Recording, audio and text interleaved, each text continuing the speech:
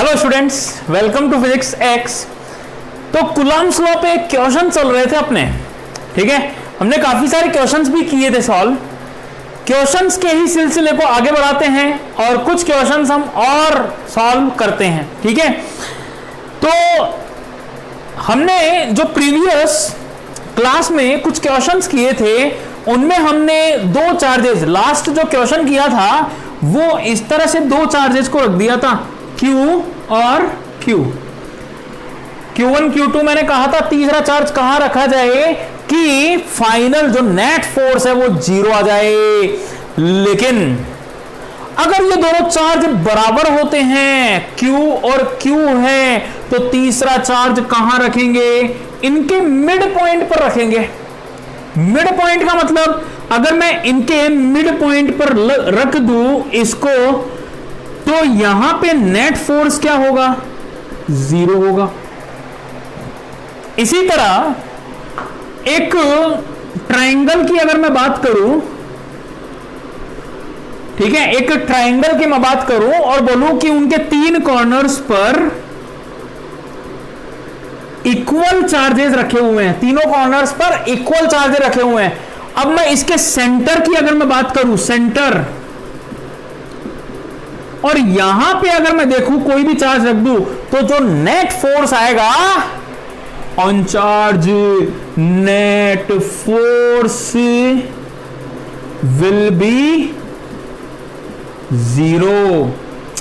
ठीक है, यहां पे भी नेट फोर्स कितना होगा? 0। फोर्स मतलब नेट फोर्स की मैं बात कर रहा हूं यहां।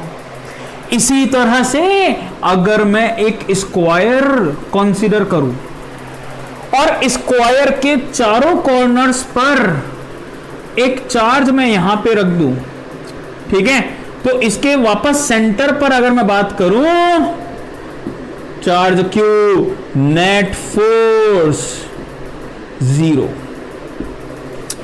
ठीक है, बात समझ में आई? हाँ या ना? नेट फोर्स 0 होगा। इसका मतलब क्या हो गया? अगर एक रेगुलर पॉलीगन है और रेगुलर पॉलीगन के सभी कॉर्नर्स पर, क्या रेगुलर पॉलीगन है, और पॉलीगन चाहे कोई सा भी हो, चाहे पेंटागन हो, चाहे हेक्सागन हो, चाहे कोई भी हो, कुछ भी हो, this is also a polygon, this is also a polygon, कुछ भी हो, अपने को कोई मतलब नहीं है। मैं क्या बोल रहा हूं? अगर रेगुलर पॉलीगन है, अगर रेगुलर पॉलीगन है और उसके सभी कॉर्नर्स पर सेम चार्ज रख दिया जाए, तो उसके सेंटर पर नेट फोर्स हमेशा 0 होगा। उसके सेंटर पर नेट फोर्स हमेशा क्या होगा? 0 होगा। ठीक है, बात समझ में आई मेरी? इसके सेंटर पर नेट फोर्स हमेशा 0 होगा। ठीक है, तो अगर मैं हेक्सागन रख दूं, पेंटागन रख दूं, कुछ भी यहां पे हम रख दें, नेट फोर्स क्या आएगा? अगर हर कॉर्नर पर इक्वल चार्ज रख दिया जाए तो नेट फोर्स इसके सेंटर पर कितना आएगा? 0 आएगा। अब यहीं से एक क्वेश्चन बनता है, ठीक है, यहीं से एक क्वेश्चन बनता है। चलो देखो वो क्या है क्वेश्चन। इसी कॉन्सेप्ट पर एक क्वेश्चन बनता है, तो हम देखते हैं वो कॉन्सेप्ट क्या है और वो क्वेश्चन क्या है। चलो ठीक है, तो मैं आपको बताता हूं पहले एक सिंपल सा एग्जांपल। क्वेश्चन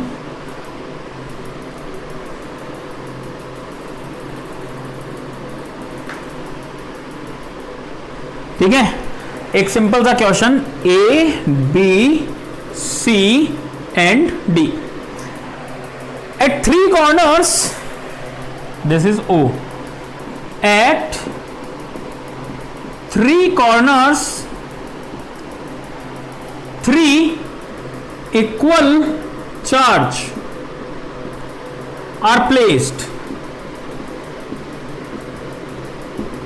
3 corners मतलब 3 इक्वल चार्जेस आर प्लेस्ड, मतलब A, B और C पर रख दिए गए। ठीक है, fourth charge Q is placed at O. Find net force. ठीक है, तो ये वही क्वेश्चन है, सेम वैसा ही क्वेश्चन है, लेकिन यहां पे देखो क्या आप गलती कर सकते हो।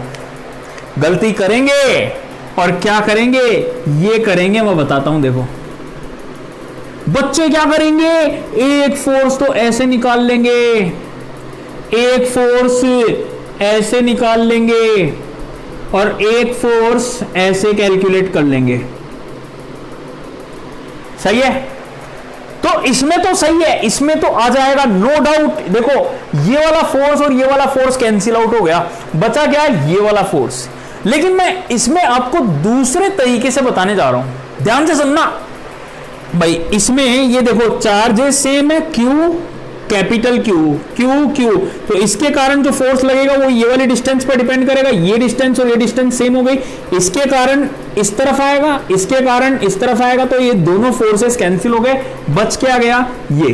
तो हमारे पास आंसर आ गया बेटा, आंसर क्या बचा, K Q Q upon this distance is R towards O D.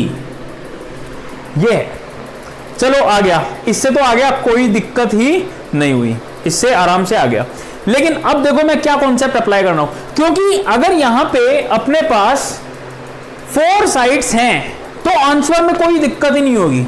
लेकिन यहीं अगर पेंटागन आ जाए, यहीं अगर हेक्सागन आ जाए तो दिक्कत हो जाएगी। अगर पेंटागन आ जाए या फिर हेक्सागन आ जाए तो यहां पे प्रॉब्लम हो सकती है। अब देखो मैं क्या बता रहा हूं, ध्यान से सुनना कॉन्सेप्ट। ये हमारे पास स्क्वायर है और ये 4 कॉर्नर्स हैं, ए बी सी डी। यहां पे चार्जेस क्यू क्यू और क्यू रखे हुए हैं, सेंटर पर चार्ज कैपिटल क्यू रखा हुआ है। मैंने अभी क्या बताया, एक चीज आपको बताई कि एक रेगुलर पॉलीगन होता है, रेगुलर साइड पॉलीगन अगर होता है, उसके सभी कॉर्नर्स पर इक्वल चार्ज रखे जाएं तो फाइनल आंसर क्या आता है, सेंटर पर 0 आता है। ठीक है, फाइनल आंसर क्या आता है बेटा, सेंटर पर बिल्कुल 0 आएगा, नो डाउट। ठीक है, बात समझ में आई, final answer will be 0 at the center. लेकिन अब देखो यहां पे 3 चार्ज है, चौथी जगह चार्ज नहीं है, तो एक काम करता हूं ना, मैं यहां पे चार्ज 0 है ना, तो एक बार तो मैं यहां पे रख देता हूं, एक तो प्लस क्यू और एक मैं रख देता हूं माइनस क्यू। देखो अब देखो अभी भी तो 0 ही है, डी पॉइंट पर चार्ज तो अभी भी 0 ही है। अरे बोलो भाई, हाँ है ना। तो देखो ये 4 इक्वल चार्ज, इसको एक बार हटा देते हैं, 4 इक्वल चार्ज बचे, इन चारों के कारण तो फोर्स कितना आ गया, 0। मतलब इन चारों का इफेक्ट कैंसिल हो गया, बच क्या गया, केवल एक ये वाला चार्ज। तो 2 पॉइंट, एक ये माइनस क्यू चार्ज बचा। यहां पे फोर्स कितना लगा, इस तरफ लगा, बिकॉज ऑफ अपोजिट चार्जेस, और कितना लगा, K Q upon R square. This is the concept. ठीक है, अच्छा कॉन्सेप्ट है, आपको ऐसे सॉल्व करने में ज्यादा आसानी होगी। ठीक है, बात समझ में आई। अब देखो अगर मैं यही चीज करता पेंटागन पर, तो जैसे स्क्वायर है, स्क्वायर पे तो बहुत सिंपल सा पड़ गया, आपके आंसर तुरंत आ गया। पेंटागन पर इतनी जल्दी नहीं आएगा आंसर। अगर यही चीज मैं परफॉर्म करता एक पेंटागन के लिए,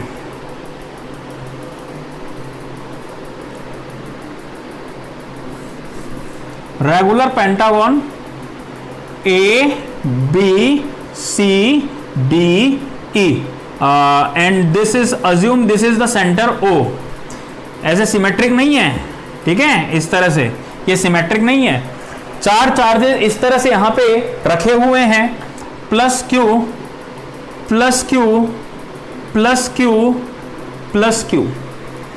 find the net force and also find the direction. ठीक है, find the 4 corners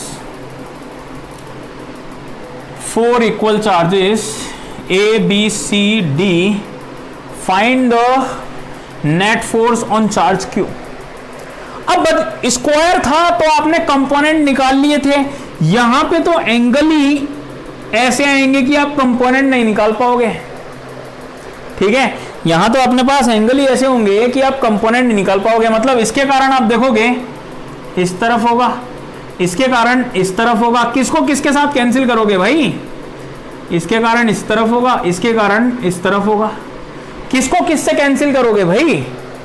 तो दैट इज द रीजन मैंने आपको सेकंड कॉन्सेप्ट यहां पे बताया। तो आप क्या करें, जो कि मैंने अभी थोड़ी देर पहले बताया, यहां पे चार्ज Q रखा हुआ है, ये पॉइंट O है, यहां पे चार्ज Q रखा हुआ है, यहां Q, यहां नहीं रखा हुआ। तो यहां पे मैं एक काम करता हूं, एक तो रख लेता हूं प्लस Q और दूसरा अज्यूम कर लेता हूं माइनस Q। पहले भी 0 था इस पॉइंट पर चार्ज, अब भी 0 है इस पॉइंट पर चार्ज। पहले भी 0 था, अब भी 0 है। ठीक है, लेकिन 1, 2, 3, 4, 5 इन सब के कारण नेट फोर्स 0 हो गया। बच क्या गया? खाली ये बच गया, ये, और ये है अपने पास EO। तो इसके कारण जो फोर्स लगेगा इस पर अट्रैक्शन का लगेगा कितना? F बराबर Q upon R square and towards OE इस तरह से निकालेंगे। इसी प्रकार इसमें कई बार हेक्सागोन का भी आ जाता है बेटा। ठीक है बच्चों, हेक्सागोन का भी यहां पे कई बार पूछा जाता है। देखो ध्यान से, हेक्सागोन की अगर मैं बात करूं,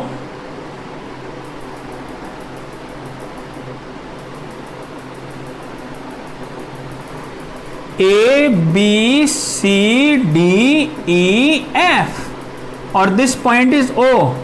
अब देखो यहां पे कोई जरूरी थोड़ी है प्लस का Q ही रखो, माइनस का Q रख दो, क्या दिक्कत है? Minus Q, minus Q, minus Q, minus Q, minus Q, बस। Find the net force and also direction. तो मैं क्या करता हूं, यहां पे 0 चार्ज है ना, एक तो मैं मान लेता हूं माइनस Q, दूसरा मैं मान लेता हूं प्लस Q। अब इन सब चार्जेस को देखो, माइनस माइनस इक्वल मैग्नीट्यूड के अगर चार्ज रख दिए जाए इक्वल चार्ज, तो नेट फोर्स कितना हो जाता है? 0 हो जाता है। इसका मतलब क्या हुआ? इन सब के कारण तो हटा दो, 0 हो गया इन सब के कारण। बचा क्या? केवल और केवल प्लस Q बच गया। बचा गया केवल और केवल प्लस का Q बच गया। तो प्लस के Q के कारण किस तरफ कितना हो जाएगा? यहां पे इस तरफ हो जाएगा भाई। और ये कितना आ गया? F बराबर Q अपॉन ये डिस्टेंस R हो गई, दो चार्जेस के बीच में, R स्क्वायर एंड टूवर्ड्स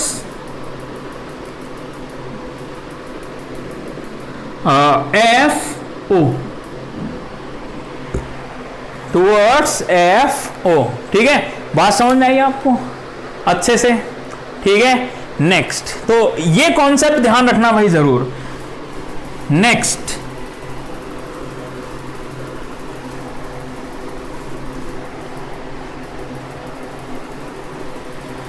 अगला प्रश्न ध्यान से सुनो।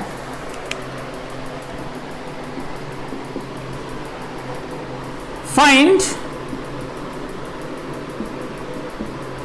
ठीक है, find net force on the third charge.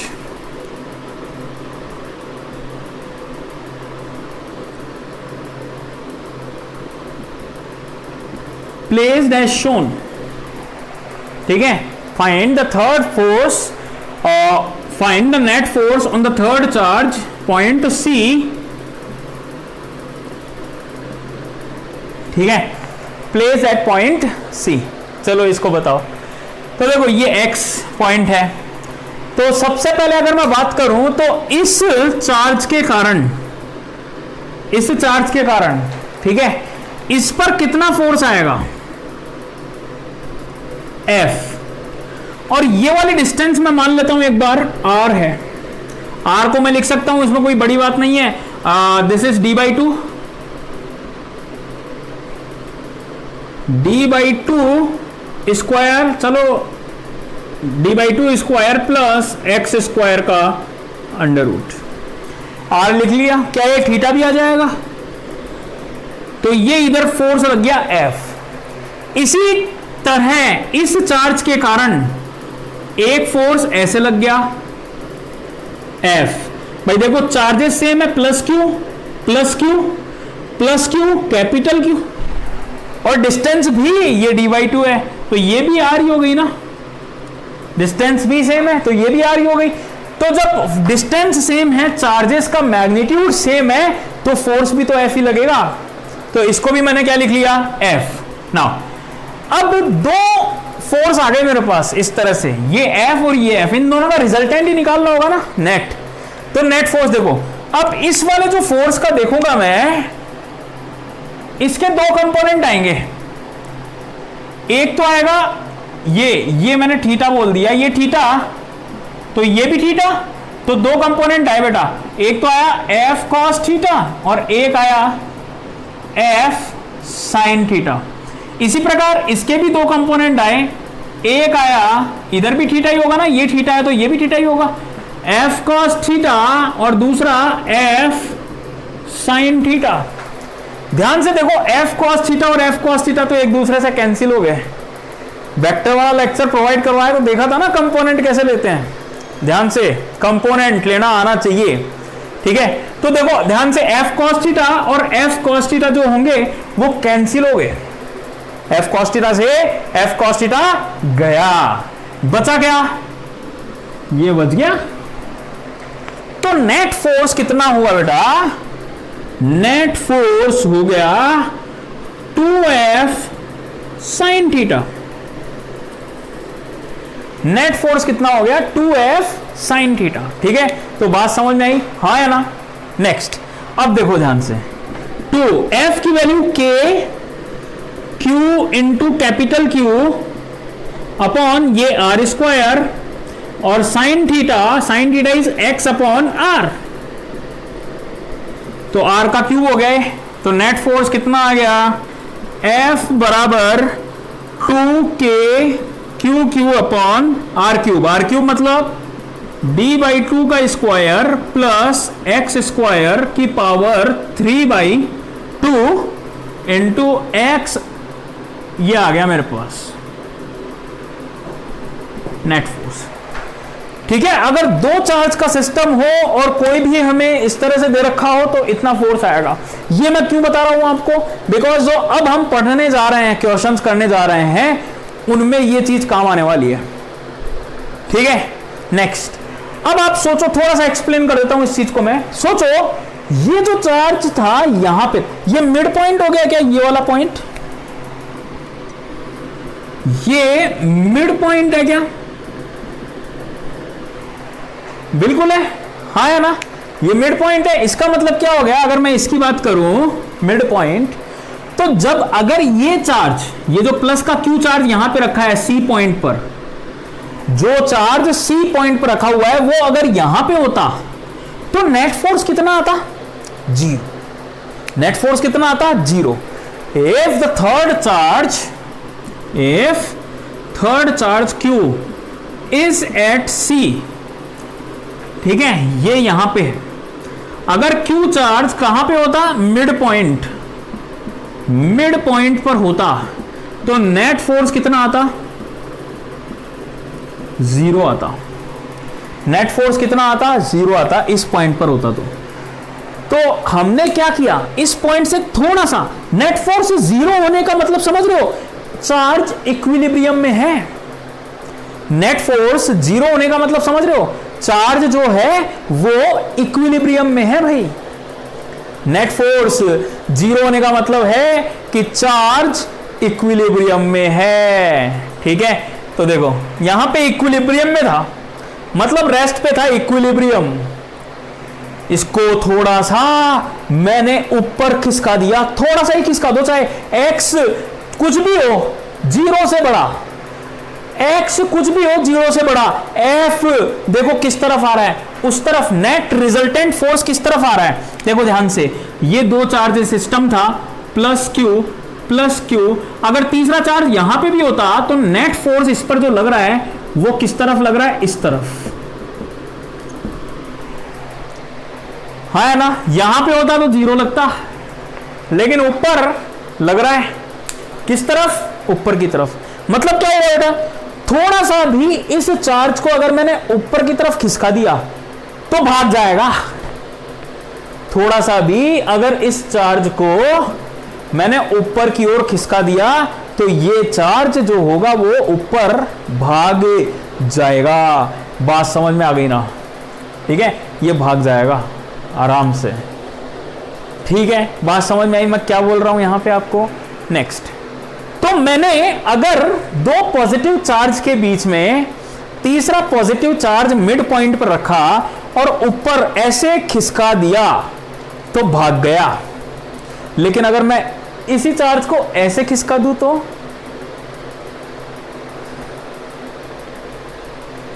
अब देखो उसका मैकेनिज्म। अगर सेम चार्ज को मैं कैसे खिसका रहा हूं, देखो ध्यान से,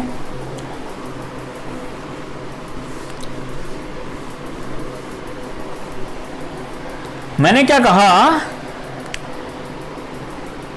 अगर यहां पे दो चार्ज हैं, प्लस के क्यू, प्लस का क्यू, और ये कैपिटल क्यू चार्ज है d/2 डिस्टेंस पर। मैंने बोला अभी नेट फोर्स कितना है, इक्विलिब्रियम है ना, इक्विलिब्रियम। याद करो आपने 11th क्लास में वर्क एनर्जी पावर, जब पोटेंशियल एनर्जी पढ़ा होगा तो वहां पे आपने 3 टाइप के इक्विलिब्रियम की बात की थी। First stable equilibrium, second unstable equilibrium, और थर्ड न्यूट्रल इक्विलिब्रियम। इक्विलिब्रियम की बात की थी, याद करो, ठीक है। बात समझ में आई। तो ये जैसे यहां पे इक्विलिब्रियम पे था, जैसे मैंने थोड़ा सा इसको डिस्प्लेस कर दिया भाग गया। मतलब कौन सा इक्विलिब्रियम था वो, अनस्टेबल। अगर वो अपनी जगह वापस आ जाता तो वो स्टेबल इक्विलिब्रियम होता, लेकिन ये तो भाग गया, इसको भागना था, भाग गया। नेक्स्ट, अब देखो, अगर इस चार्ज को मैं उठा करके यहां पे ले आऊं, कहां पे, इस पॉइंट पर, ठीक है। इस चार्ज को अगर उठा करके मैं यहां पे ले आया, इस वाले पॉइंट पर थोड़ा सा खिसका दिया, एक्स से मैंने खिसका दिया क्यू चार्ज को, ठीक है। बात समझ में आई। क्यू, कैपिटल क्यू चार्ज को इस तरह से मैंने यहां पे खिसका दिया। इसके कारण जो फोर्स लगेगा, देखो चार्जेस, एक तो पेयर बन गया ये और दूसरा बन गया ये, क्या दोनों का मल्टीप्लीकेशन सेम है, Q into capital Q, Q into capital Q, तो क्या मैटर करेगा, distance. Force inversely proportional to 1/स्क्वायर होता है डिस्टेंस के। इन दोनों के बीच की डिस्टेंस देखो कम है ना, इससे कंपेयर करो, कौन सा कम है डिस्टेंस, ये वाला कम है। इसका मतलब नेट फोर्स, इसकी वजह से जो फोर्स लगेगा वो इस तरफ लगेगा, वो ज्यादा होगा क्या, क्योंकि डिस्टेंस कम है, ये वाला फोर्स ज्यादा होगा। इसका मतलब ये चार्ज वापस इस तरफ भागेगा। पहले अपनी जगह फिक्स था, इक्विलिब्रियम था, मैंने थोड़ा सा इधर खिसका दिया, इस तरफ भागा, अपनी स्टेबल पोजीशन की तरफ भागा। इसका मतलब कौन सा इक्विलिब्रियम हो गया, स्टेबल इक्विलिब्रियम। सोचो अगर ये यहां पे भागता है, यहां पे आ गया, मान लो इस तरफ मैंने इसको डिस्प्लेस किया, तो अब डिस्टेंस देखो ध्यान से, ये वाली हो गई और एक ये वाली डिस्टेंस हो गई। कौन सा फोर्स ज्यादा हुआ, इसके कारण लगने वाला, और इसके कारण किस तरफ लगेगा, इस तरफ लगेगा। तो जब इधर डिस्प्लेस किया तो इधर भागा, इधर आया तो इधर भागा, इधर से उधर, उधर से इधर, to and fro oscillatory motion करेगा। और किसी ना किसी पर्टिकुलर कंडीशन में SHM भी कर सकता है। तो क्वेश्चन क्या है, क्वेश्चन ये है,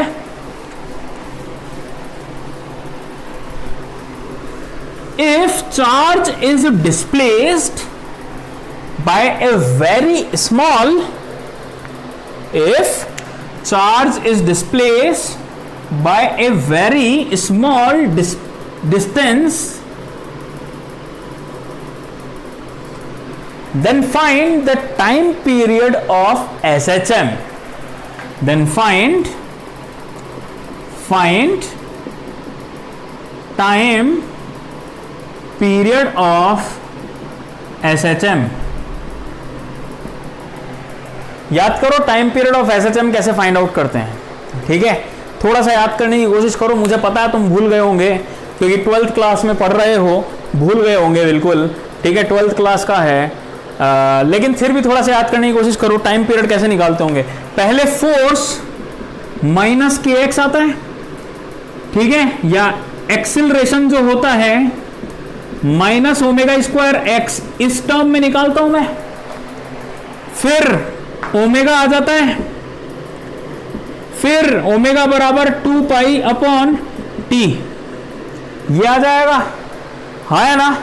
ठीक है, तो ये करते हैं टाइम पीरियड फाइंड आउट करने के लिए, ठीक है? तो बात समझ में आई ना बेटा कि मैं क्या कह रहा हूं आपको? बहुत ही सिंपल टर्म। देखो मैंने क्या किया, इसको थोड़ा सा इस तरफ खिसका दिया x डिस्टेंस से, तो इसको मैं 2d मान लेता हूं, तो ये हो गया d, ये हो गया d। इस चार्ज के कारण इस वाले चार्ज पर जो फोर्स लगेगा वो इस तरफ लगेगा F1, और इस वाले चार्ज के कारण जो इस पर फोर्स लगेगा वो इस तरफ लगेगा F2। ऑफ कोर्स सी बात है, डिस्टेंस कौन सी कम है? ये वाली कम है, तो F2 जो होगा वो ज्यादा होगा F1 से। इसका मतलब रीस्टोरिंग फोर्स या नेट फोर्स कितना आ गया भाई? F1 माइनस F2 आ गया। नेट फोर्स कितना आ गया? F1 माइनस F2 आ गया। तो निकाल लो F1 की वैल्यू। F1 कितना होगा? F1 क्या है? इस वाले चार्ज के कारण लगने वाला फोर्स इस पर। तो व्हाट इज द डिस्टेंस यहां से यहां तक? d प्लस एक्स, तो कितना हो गया? q upon d plus x का स्क्वायर। इसी तरह F2 की अगर मैं बात करूं तो k इन दोनों के कारण, ध्यान से देखो डिस्टेंस कितनी हो गई? d माइनस एक्स, तो k Q upon d minus x का स्क्वायर। तो नेट फोर्स कितना हो गया भाई? Net force is F1 minus F2, that means k Q upon d plus x का square minus k Q upon d minus x का square. तो मैंने क्या किया बेटा, यहां पे के क्यू और क्यू कॉमन ले लिया, 1 अपॉन डी प्लस एक्स का square minus 1 upon d minus x का होल स्क्वायर कर दिया। एलसीएम लिया, कितना आ गया? डी माइनस एक्स का square minus d plus x का whole square upon d plus x d minus x square square, ये वाली टर्म आ गई। इनको टर्म को थोड़ा सॉल्व किया तो देखो कितना आ गया, D square plus x square, D square plus x square, ये माइनस का आएगा, ये प्लस का आएगा, कैंसिल आउट हो जाएगा, माइनस 2dx और minus 2dx minus 4dx upon a plus B A minus B, D square minus x square की पावर 2। ठीक है, बात समझ में आ गई? ये फोर्स आ गया। अब ध्यान से देखो क्वेश्चन क्या था, if the charge q is displaced by very less distance, if charge q is displaced by very small distance x is very small, इसको हटा रहा हूं मैं, ठीक है? मैंने क्या बोला बेटा, x is very small, x is very small. तो जब x बहुत ज्यादा कम होगा तो ये वाली टर्म देखो ध्यान से, डी स्क्वायर, डी तो बहुत ज्यादा है, x बहुत कम है, तो ये टर्म x नेग्लिजिबल हो गई क्या? d के कंपेयर में, तो ये एक्स स्क्वायर लगभग सोचो d की वैल्यू है 10 और x की वैल्यू है 0.01, तो 0.01 का स्क्वायर और भी कम हो गई 0.0001 और 10 का स्क्वायर 100 हो गया, तो 100 माइनस 0.0001 क्या कर लिया, कुछ नहीं होगा, तो ये हो गया 0, हटा दो इसको। तो कितना आ गया, f बराबर -4k क्यू x, नीचे d की पावर 4 आएगा ना, एक d कट जाएगा, d क्यूब, ये आ गया। देखो force is directly proportional to x, that means charge SHM कर रहा है, लेकिन कब किया, जब बहुत कम डिस्टेंस तक हमने उसको खिसकाया तब किया SHM, नहीं तो नहीं करता। ठीक है, बात समझ में आ गई? ठीक है, बात समझ में आ गई ना आपके बिल्कुल अच्छे से। मैंने क्या बोला, फोर्स जो है वो इस पर इतना, देखो x के डायरेक्टली प्रोपोर्शनल आ रहा है, इसका मतलब चार्ज इज परफॉर्मिंग SHM, लेकिन कब परफॉर्म कर रहा है SHM, जब x बहुत कम है। तो ध्यान रखना, अगर दो पॉजिटिव चार्ज इस तरह से रखे जाएं और थर्ड पॉजिटिव चार्ज उनके बीच में रखा जाए और थोड़ा सा ऊपर खिसका दिया जाए तो भाग जाएगा, लेकिन थोड़ा सा इधर खिसका दिया जाए तो घूमता रहेगा, SHM करता रहेगा। और उस SHM का मैग्नीट्यूड कितना आएगा, अभी देखते हैं, टाइम पीरियड कितना आ गया। अगर मैं इस टर्म को कंपेयर करूं, एक्सीलरेशन कितना होगा, F बराबर ma होता है ना, मास से डिवाइड कर दूंगा, 4k Q upon m d cube x। अगर मैं इससे कंपेयर करूं इसको, x a बराबर minus omega square into x, तो ओमेगा की वैल्यू कितनी आ गई, देखो ध्यान से। ठीक है, ओमेगा की वैल्यू कितनी आ गई, ओमेगा आ गया √4k Q upon m d cube, और टाइम पीरियड कितना आ गया, टाइम पीरियड आ गया 2 पाई m d Q upon 4k Q. ठीक है, ये आ जाएगा। अभी थोड़ा आपको टफ लग रहा होगा बिकॉज ये फर्स्ट ऐसा क्वेश्चन है जो कि हमने लेंथी किया है, अभी आपको थोड़ा सा टफ लग रहा होगा, लेकिन यकीन मानो बहुत सिंपल है। आप घर पे करके देखो एक दो बार इसको प्रैक्टिस, बहुत ज्यादा सिंपल है, कुछ नहीं है, केवल दो फोर्स को करना ही तो है, ऐसे माइनस ही तो करना है, बाकी तो सब्ट्रैक्शन, बाकी तो मैथ्स है इसमें। ठीक है, तो कई बार टाइम पीरियड के क्वेश्चन पूछ लिए जाते हैं, हालांकि इतना ज्यादा नहीं आता है, वो कुछ ना कुछ हिंट आपको दे देगा, आपको याद भी नहीं रखना होता है इस चीज को, क्योंकि इतना क्वेश्चन नहीं आता है उसमें, पूछता है कभी भी नहीं है, बहुत कम चांस होता है कि वो पूछे। ठीक है, तो बात समझ में, कंक्लूजन समझ में आया आपको मेरा, मैंने क्या बोला आपको,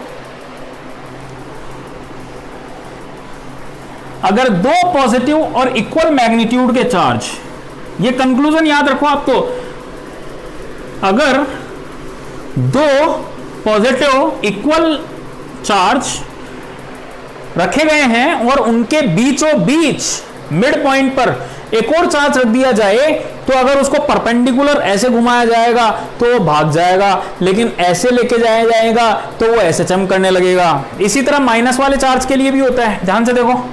अब मैं प्लस क्यू इस तरह से ले रहा हूं और मिड पॉइंट पर माइनस ले रहा हूं, हाँ है ना, देखो।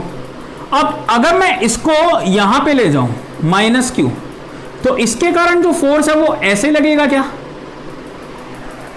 और इसके कारण जो भी फोर्स है, फोर्स ऑफ अट्रैक्शन, ऐसे लगेगा क्या। इसके दो कंपोनेंट आएंगे, एक ऐसे एक ऐसे, इसके भी दो कंपोनेंट आएंगे, एक ऐसे एक ऐसे, देखो ये तो कैंसिल हो गया। नेट फोर्स कितना लगा भाई, नीचे की तरफ, तो इधर आया, मतलब अब ये SHM कर सकता है, ऑसिलेशन कर सकता है, वापस अपनी जगह आ रहा है स्टेबल। लेकिन अगर इसी चार्ज को मैं उठा करके यहां पे रख दूं, तो इसके कारण जो फोर्स लगेगा वो इस तरफ लगेगा, और इसके कारण जो फोर्स लगेगा वो इस तरफ लगेगा। लेकिन कौन सा ज्यादा होगा, ऑफ कोर्स सी बात है ये वाला फोर्स ज्यादा होगा, क्योंकि डिस्टेंस कम है, तो भाग जाएगा। मतलब समझ रहे हो, याद समझ में आ गई बात को। चार ऑप्शंस दिए जा सकते हैं, दो चार्ज के बीच में एक थर्ड चार्ज प्लस का रखा हुआ है, और अगर उसको मैंने ऐसे किया, प्लस का रखा हुआ है, तो ऐसे करेंगे तो भाग जाएगा, ऐसे करेंगे तो SHM कर सकता है। और दो पॉजिटिव चार्ज के बीच में एक माइनस का रखा हुआ है, ऐसे करेंगे तो एसएचएम कर सकता है, ऐसे करेगा वो भाग जाएगा। तो इस तरह के क्वेश्चन ध्यान रखें, कूलम्ब्स लॉ पर बेस्ड और प्रिंसिपल ऑफ सुपरपोजिशन पर बेस्ड। अभी तक हमने केवल और केवल बात की है डिस्क्रेट सिस्टम की। डिस्क्रेट का मतलब समझ रहे हो, जहां पे चार्ज पॉइंट चार्जेस हैं। अब आगे हम बात करेंगे कंटिन्यूअस सिस्टम की थोड़ा, फिर हम एंटर करेंगे इलेक्ट्रिक फील्ड में। ठीक है, तो आज के लिए इतना ही। Thank you very much.